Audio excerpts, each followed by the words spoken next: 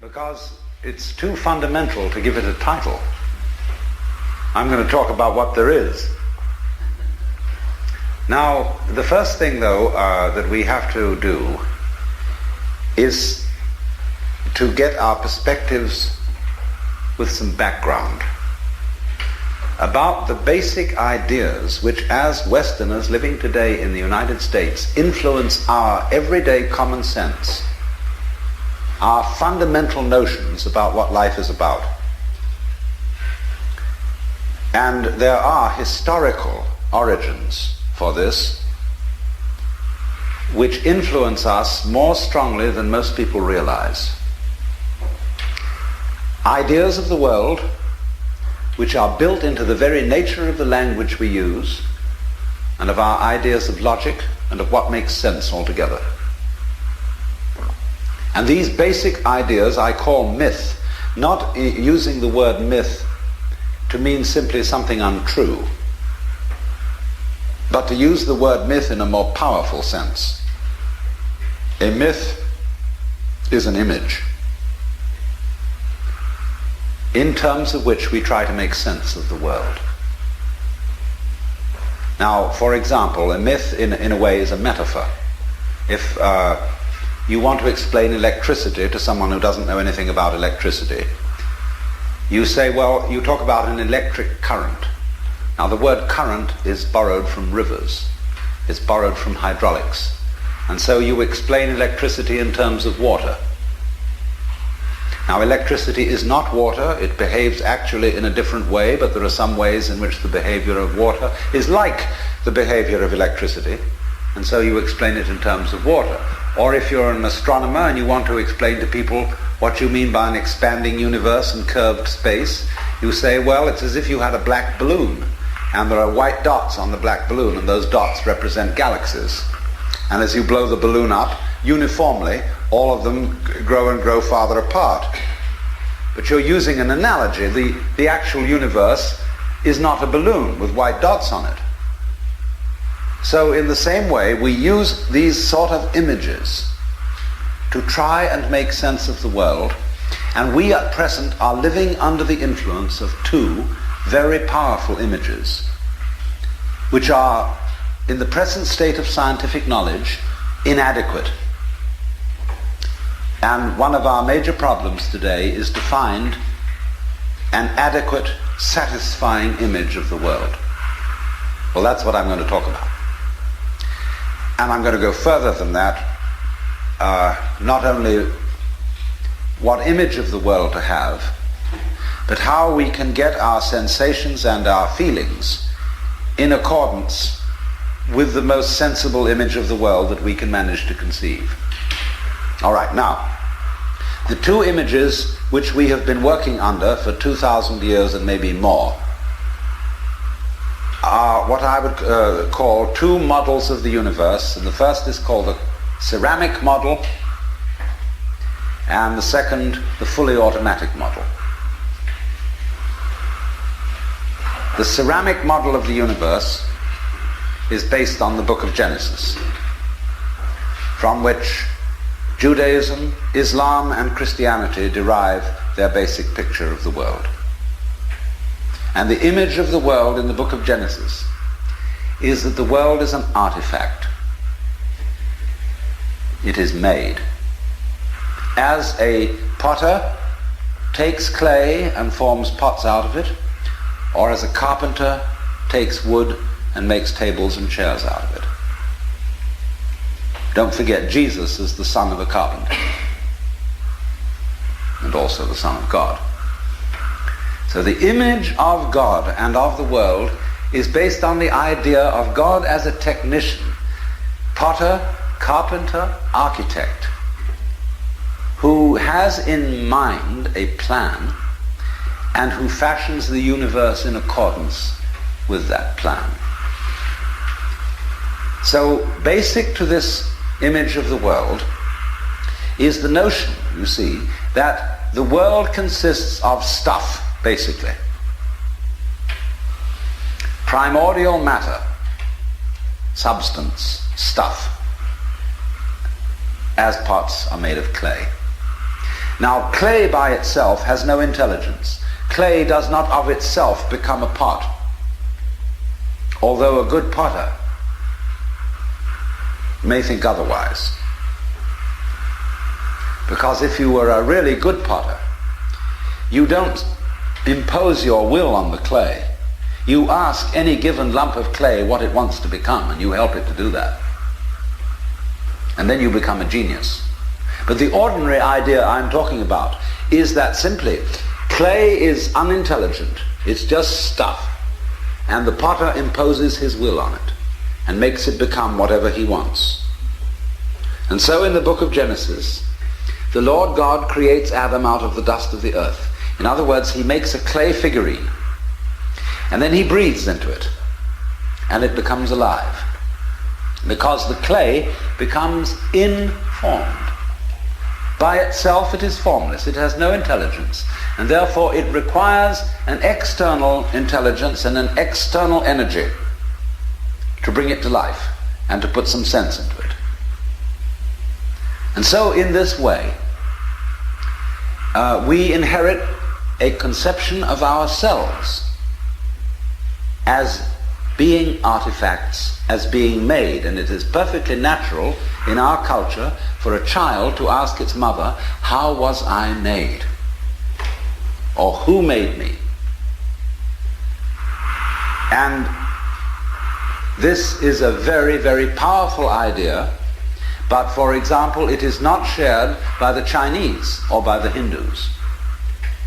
A Chinese child would not ask its mother, how was I made?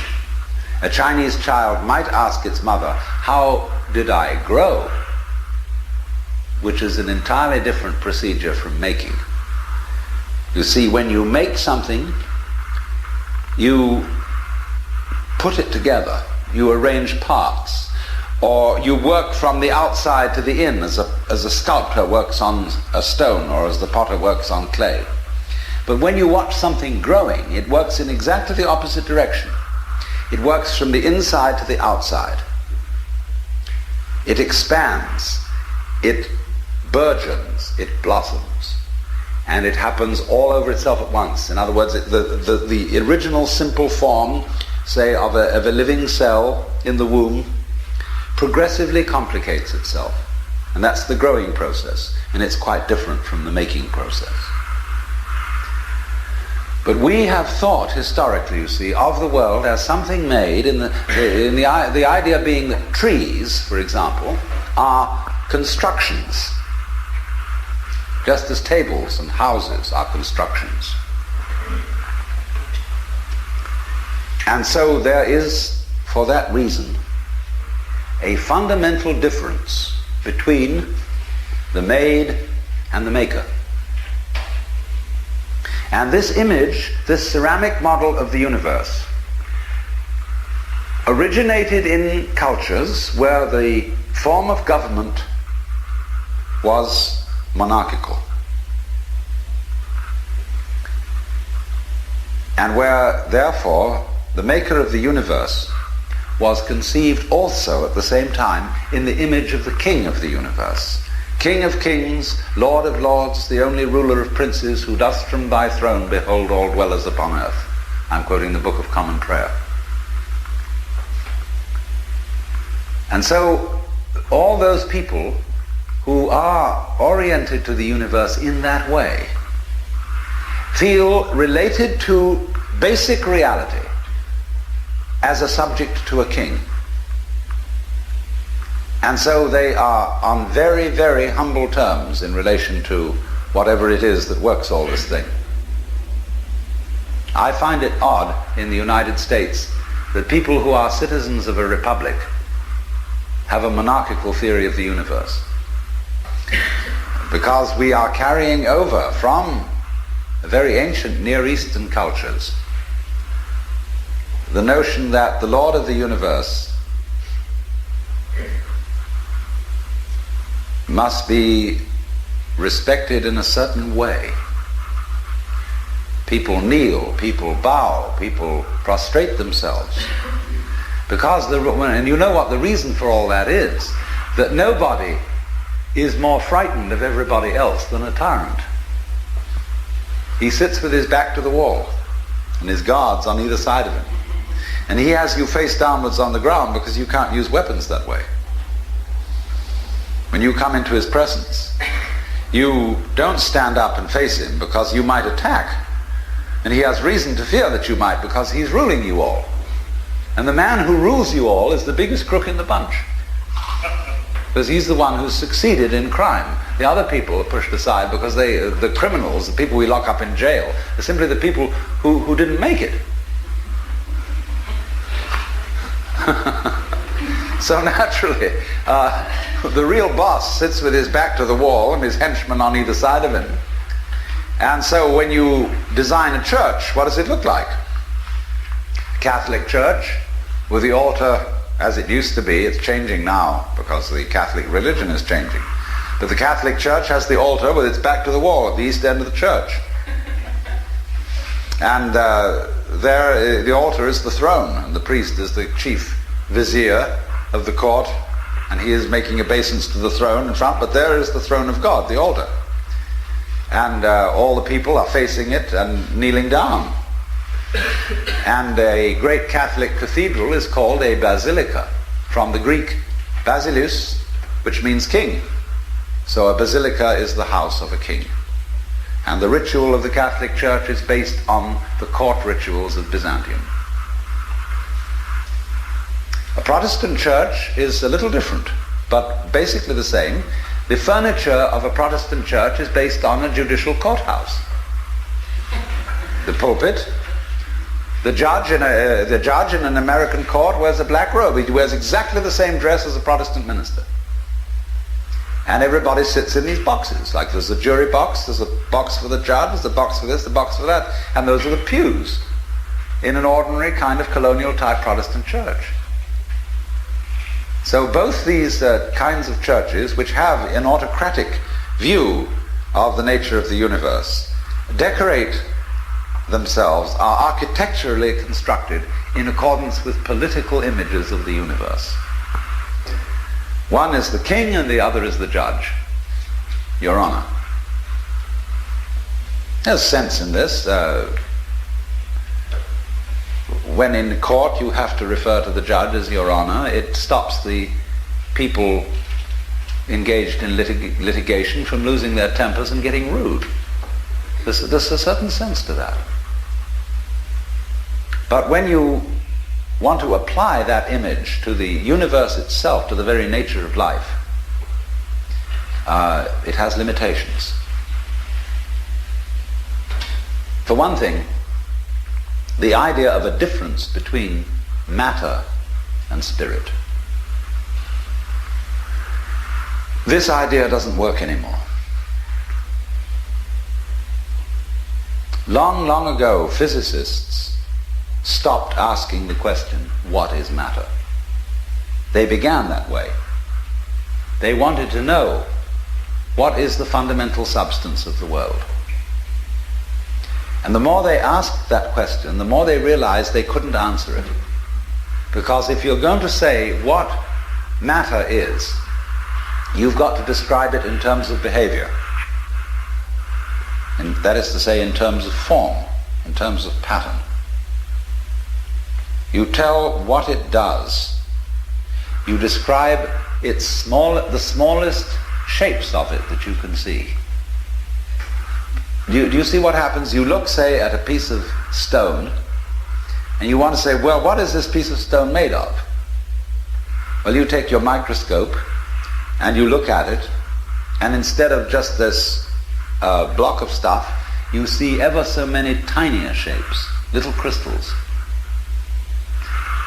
So you say, fine, so far so good. Now, what are these crystals made of?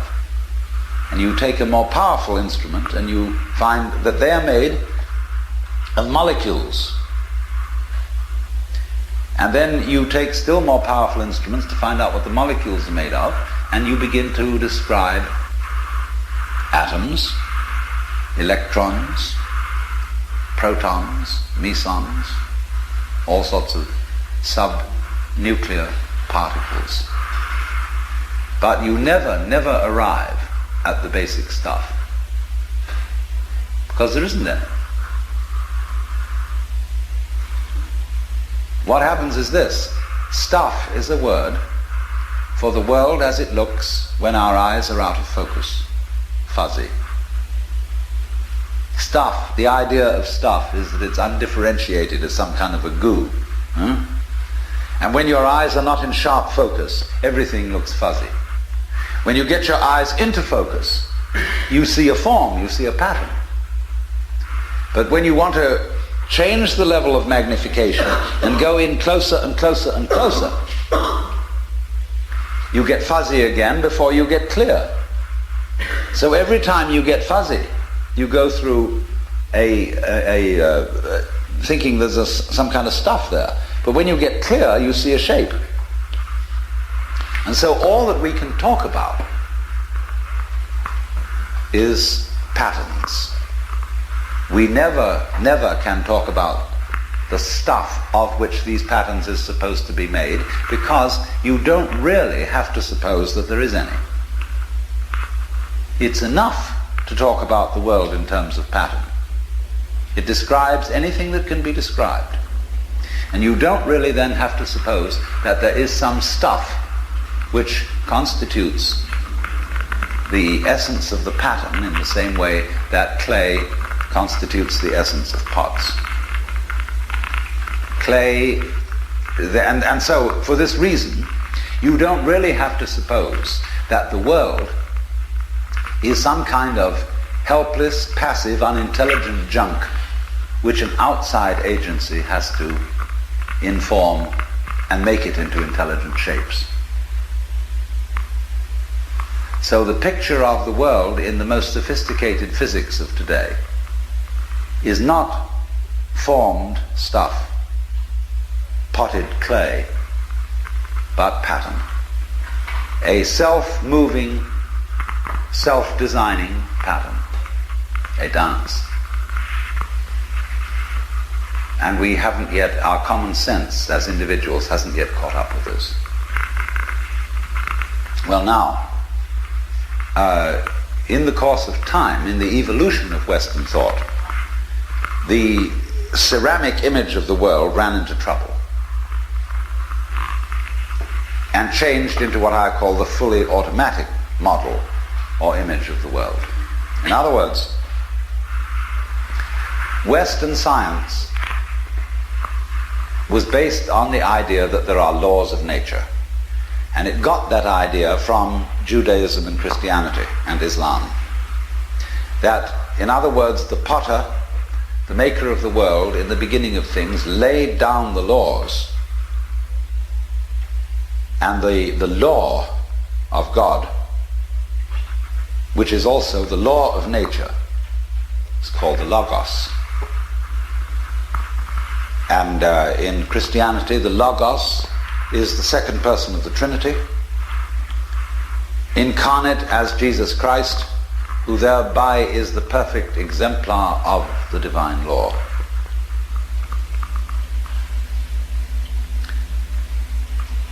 So we have tended to think of all natural phenomena as responding to laws, as if, in other words, the laws of the world were like the rails on which a streetcar or a tram or a train runs. And these things exist in a certain way, and all events respond to these laws. You know that limerick, there was a young man who said, "Damn, for it certainly seems that I am a creature that moves in determinate grooves. I'm not even a bus, I'm a tram." So, here's this idea that there's a kind of a plan, and everything responds and obeys that plan. Well, in the 18th century, Western intellectuals began to suspect this idea. And what they suspected is whether there is a lawmaker, whether there is an architect of the universe. And they found out, or they reasoned, that you don't have to suppose that there is. Why? Because the hypothesis of God does not help us to make any predictions.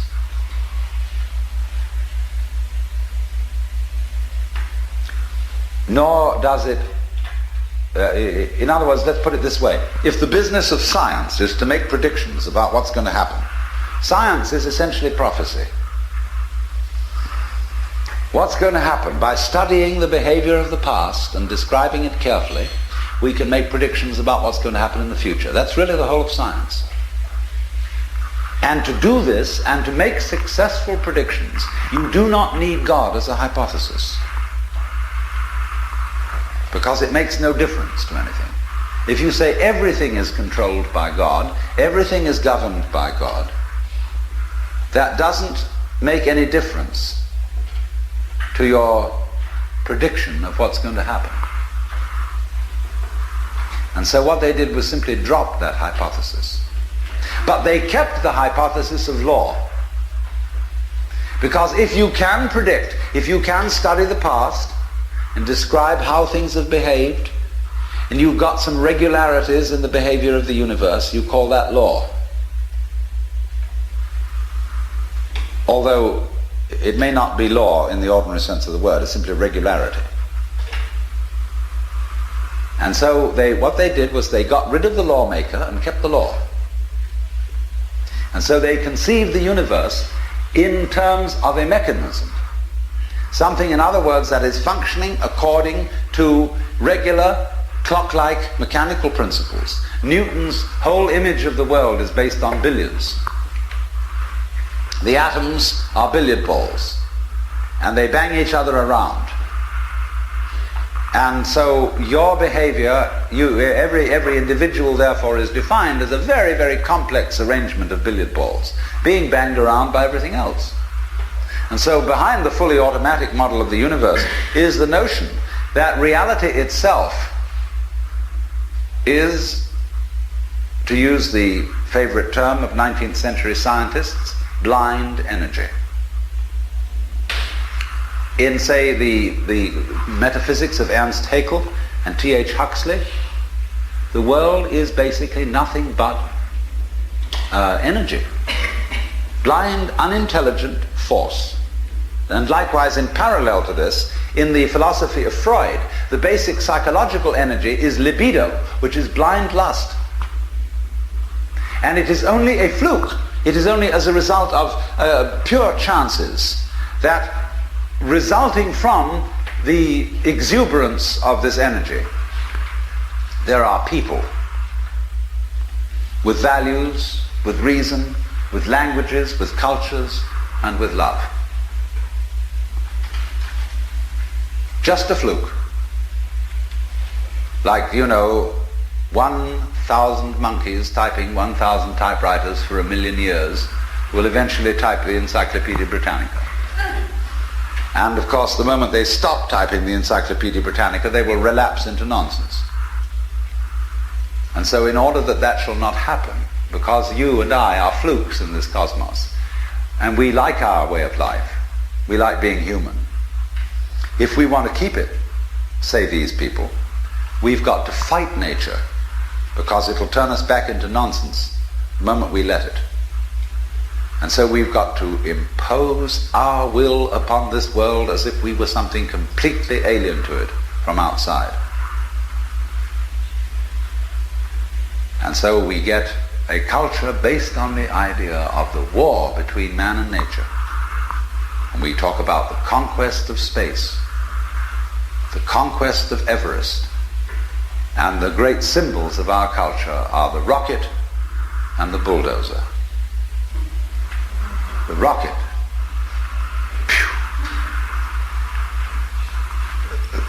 Compensation for the sexually inadequate male.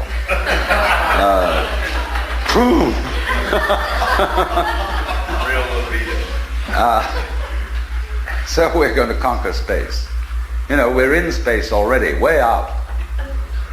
If anybody cared to be sensitive and let what's outside space come to you, you can, if your eyes are clear enough. Aided by telescopes, aided by radio astronomy, aided by all the kind of sensitive instruments we can devise, we are as far out in space as we're ever going to get. But, sensitivity isn't the pitch. Especially in the WASP culture of the United States, we define manliness in terms of aggression. You see, because we're a little bit frightened as to whether we are really men. And so we put on this great show of being a tough guy. It's completely unnecessary. If you have what it takes, you don't need to put on that show. And you don't need to beat nature into submission. Why be hostile to nature? Because after all, you are a symptom of nature. You, as a human being, you grow out of this physical universe in just exactly the same way that an apple grows off an apple tree. So let's say the tree which grows apples is a tree which apples, using apple as a verb. And a world in which human beings arrive is a world that peoples. And so the existence of people is symptomatic of the kind of universe we live in. You, as a human being, you grow out of this physical universe in just exactly the same way that an apple grows off an apple tree. So let's say the tree which grows apples is a tree which apples, using apple as a verb. And a world in which human beings arrive is a world that peoples. And so the existence of people is symptomatic of the kind of universe we live in. Just as spots on somebody's skin are symptomatic of chickenpox. Just as hair on a head is symptomatic of what's going on in the organism. But we have been brought up by reason of our two great myths, the ceramic and the fully automatic, not to feel that we belong in the world. So our popular speech reflects it. We say, I came into this world. You didn't. You came out of it. We say, face facts. We talk about encounters with reality, as if it was a head-on meeting of completely alien agencies, and the average person has the sensation that he is a somewhat that exists inside a bag of skin, a center of consciousness, which looks out at this thing, and what the hell is it going to do to me? You see? I recognize you. You kind of look like me, and I've seen myself in a mirror, and you look like you might be people. So maybe you're intelligent, maybe you can love too, and perhaps you're all right. Some of you are anyway. If you've got the right color of skin, or you have the right religion, or whatever it is, you're okay. But there are all those people over in Asia, Africa, and they may not really be people. When you want to destroy someone, you always define them as unpeople. So, but we have this hostility to the external world because of the superstition, the myth, the absolutely unfounded theory that you yourself exist only inside your skin. Now, I want to propose another idea altogether. You know, there are astronomers. There's two great theories going on in astronomy about the origination of the universe. One is called the explosion theory, and the other is called the steady state theory.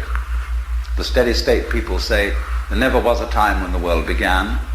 It's always expanding, yes, but always as a result of free hydrogen in space, with the free hydrogen coagulates and makes new galaxies. But the other people say there was a primordial explosion, an enormous bang millions of years ago, billions of years ago, which flung all the galaxies into space. Well, let's take that just for the sake of argument and say that was the way it happened. It's like you took a bottle of ink and you threw it at a wall. A smash, and all that ink spreads. And in the middle, it's dense, isn't it? And as it gets out on the edge, the little droplets are finer and finer and make more complicated patterns. See? So in the same way, there was a big bang in the beginning of things, and it spread. And you and I, sitting here in this room, as complicated human beings, are way, way out on the fringe of that bang. We're the complicated little patterns on the end of it. Very interesting. But so we define ourselves as being only that. If you think that you are only inside your skin, you define yourself as one very complicated little curlicue, way out on the edge of that explosion, way out in space and way out in time. Billions of years ago, you were a big bang. But now you're a complicated human being. And then we cut ourselves off like this and don't feel that we're still the Big Bang. But you are. Depends how you define yourself. You are actually, if this is the way things started, if there was a Big Bang in the beginning, you're not something that is a result of the Big Bang. You're not something that is a sort of puppet on the end of the process. You are still the process. You are the Big Bang, the original force of the universe coming on as whoever you are. See, when I meet you, I see not just what you define yourself as, Mr. So-and-so, Miss So-and-so, Mrs. So-and-so. I see every one of you as the primordial energy of the universe coming on at me in this particular way. I know I'm that too. But we've learned to define ourselves as separate from it. And so what I would call a kind of a basic problem we've got to go through first is to understand that there are no such things as things. That is to say, separate things or separate events. That is only a way of talking. And if you can understand this, you're going to have no further problems. I once asked a group of high school children, what do you mean by a thing? And first of all, they gave me all sorts of synonyms. They said it's an object, which is simply another word for a thing. It doesn't tell you anything about what you mean by a thing. And finally, a very smart girl from Italy who was in the group said a thing is a noun. And she was quite right. A noun isn't a part of nature, it's a part of speech. There are no nouns in the physical world. There are no separate things in the physical world either. See, the physical world is wiggly. It's something like this.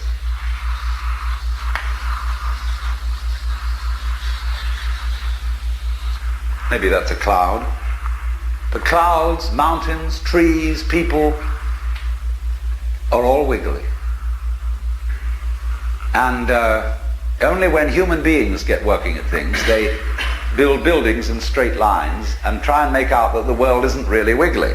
But here are we sitting in this room all built on straight lines, but each one of us is as wiggly as all get out. Now then, when you want to get control of something that wiggles, it's pretty difficult, isn't it?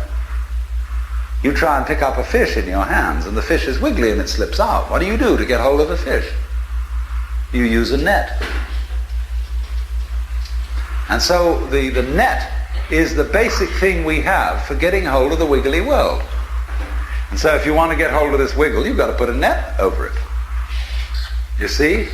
Now what's going to happen? A net is something regular. And I can number the holes in a net. So many holes up, so many holes across. And if I can number these holes, I can count exactly where each wiggle is in terms of a hole in that net. And that's the beginning of calculus, the art of measuring the world. But in order to do that, I've got to break up the wiggle into bits. And I've got to call this a specific bit, and this the next bit of the wiggle, and this the next bit, and this the next bit of the wiggle. And so these bits are things or events. Bits of wiggles, which I mark out in order to talk about the wiggle, in order to measure it, and therefore in order to control it. But in nature, in fact, in the physical world, the wiggle isn't bitted. Like you don't get a cut-up fryer out of an egg. But you have to cut the chicken up in order to eat it. You bite it. But it doesn't come bitten. So the world doesn't come thinged. It doesn't come evented. You and I are all as much continuous with the physical universe as a wave is continuous with the ocean. The ocean waves, and the universe peoples. And as the wave, I wave at you and say, you! The world is waving at you, at me with you, and saying, hi, I'm here. But our consciousness, the way we feel and sense our existence, being based on a myth that we are made, that we are parts, that we are things, our consciousness has been influenced so that each one of us does not feel that. We feel we have been hypnotized, literally hypnotized, by social convention into feeling and sensing that we exist only inside our skins. That we are not the original bang, but just something out on the end of it. And therefore we are scared stiff. Because my wave is going to disappear. And I'm going to die. And that would be awful. We've got a mythology going now, which as Father Maskell put it, we're nothing but something that happens between the maternity ward and the crematorium. And that's it. And therefore everybody feels unhappy and miserable. You know, this is what people really believe today. You may go to church, you may say you believe in this, that, and the other, but you don't. Even Jehovah's Witnesses, who are the most fundamentalists, they're polite when they come round and knock at the door. But if you really believed in Christianity, you'd be screaming in the streets. But nobody does. You'd be taking full-page ads in the paper every day. You'd have the most terrifying television programs. The churches would be going out of their minds if they really believe what they teach. But they don't. They think they ought to believe what they teach. They believe they should believe, but they don't believe it, because what we really believe is the fully automatic model. And that is our basic, plausible common sense. You are a fluke. You are a separate event. And you run from the maternity ward to the crematorium, and that's it, baby. That's it. Now, why does anybody think that way? There's no reason to, because it isn't even scientific. It's just a myth. And it's invented by people who wanted to feel a certain way. They want to play a certain game. See, the game of God got embarrassing. The idea of God as the potter, the architect of the universe, is good. And it makes you feel that life is, after all, important. There is someone who cares. It has meaning. It has sense. And you are valuable in the eyes of the Father. But after a while it gets embarrassing. And you realize that everything you do is being watched by God. He knows your tiniest, inmost feelings and thoughts, and you say after a while, quit bugging me. I don't want you around. So you become an atheist. Just to get rid of it. Then you feel terrible after that, because you got rid of God, but that means you got rid of yourself. You're just nothing but a machine. And your idea that you're a machine is just a machine too. So if you're a smart kid, you commit suicide. Camus said there is only really one serious philosophical question, which is whether or not to commit suicide. I think there are 4 or 5 serious philosophical questions. The first one is, who started it? The second is, are we going to make it? The third is, where are we going to put it? The fourth is, who's going to clean up? And the fifth, is it serious? But still, should you or not commit suicide? This is a good question. Why go on? And you only go on if the game is worth the candle. Now, the universe has been going on for an incredible long time. And so really, a satisfactory theory of the universe has to be one that's worth betting on. That's seems to me, absolutely elementary common sense. If you make a theory of the universe which isn't worth betting on, Why bother? Just commit suicide. But if you want to go on playing the game, you've got to have an optimal theory for playing the game. Otherwise, there's no point in it. But the people who coined the fully automatic theory of the universe were playing a very funny game. What they wanted to say was this: all you people who believe in religion are old ladies and wishful thinkers. You've got a big daddy up there and you want a comfort and thing, but life is rough. Life is tough. And success goes to the most hard-headed people. That was a very convenient theory when the European American world was colonizing the natives everywhere else. They said, we're the end product of evolution, and we're tough. See, I'm a big, strong guy because I face facts, and life is just a bunch of junk, and I'm going to impose my will on it and turn it into something else, you see. And I'm real hard. See, that's a way of flattering yourself. And so it has become academically plausible and fashionable that this is the way the world works. In academic circles, no other theory of the world than the fully automatic model is respectable. Because if you're an academic person, you've got to be an intellectually tough person. You've got to be prickly. See, there are basically two kinds of philosophy. One's called prickles, the other's called goo. And prickly people are precise, rigorous, logical. They like everything chopped up and clear. Goo people like it vague. For example, in physics, prickly people believe that the ultimate constituents of matter are particles. Goo people believe it's waves. And in philosophy, prickly people are logical positivists and goo people are idealists. And they're always arguing with each other. And what they don't realize is that neither one can take his position without the other person. Because you wouldn't know you advocated prickles unless there was somebody else advocating goo. You wouldn't know what a prickle was unless you knew what goo was.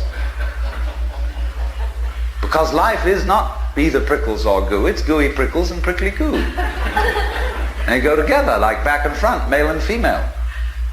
And that's the answer to philosophy. See, I'm a philosopher, and I'm not going to argue very much, because if you don't argue with me, I don't know what I think. So if we argue, I say thank you, because owing to the courtesy of your taking a different point of view, I understand what I mean, so I can't get rid of you. But however, you see, this whole idea that the universe is just nothing at all but unintelligent force playing around and not even enjoying it, is a put-down theory of the world. People who had an advantage to make, a game to play, by putting it down and making out that because they put the world down, they were a superior kind of people. So that just won't do. We've had it. Because if you seriously go along with this idea of the world, you're what is technically called alienated. You feel hostile to the world. You feel that the world is a trap. It is a mechanism, it's electronic and neurological mechanisms into which you somehow got caught. And you, poor thing, have to put up with being in a body that's falling apart, and that gets cancer, that gets the Great Siberian Itch, and it's just terrible. And these mechanics doctors are trying to help you out, but they really can't succeed in the end. And you're just going to fall apart, and it's a grim business, and it's too bad. So if you think that that's the way things are, you may as well commit suicide right now. Unless you say, well, I daren't. Because there really, after all, there might be eternal damnation in the back of the thing if I did that. Or then I identify with my children or something, and I think of them going on and without me and nobody to support them. But of course, if I do go on in this frame of mind and continue to support them, I shall merely teach them to be like I am. And they'll go on dragging it out to support their children, and they won't enjoy it, and they'll be afraid to commit suicide, and so will their children. They all learn the same lesson. So you see, all I'm trying to say is that the basic common sense about the nature of the world that is influencing most people in the United States today, the fully automatic model, is simply a myth. If you want to say that the idea of God the Father with his white beard on the golden throne is a myth, in the bad sense of the word myth, so is this other one. It's just as phony and has just as little to support it as being the true state of affairs. Why? And let's get this clear. If there is any such thing at all as intelligence and love and beauty, well, you found it in other people. In other words, it exists in us as human beings. And as I said, if it is there in us, it is symptomatic of the scheme of things. We are as symptomatic of the scheme of things as the apples are symptomatic of the apple tree or the rose of the rose bush.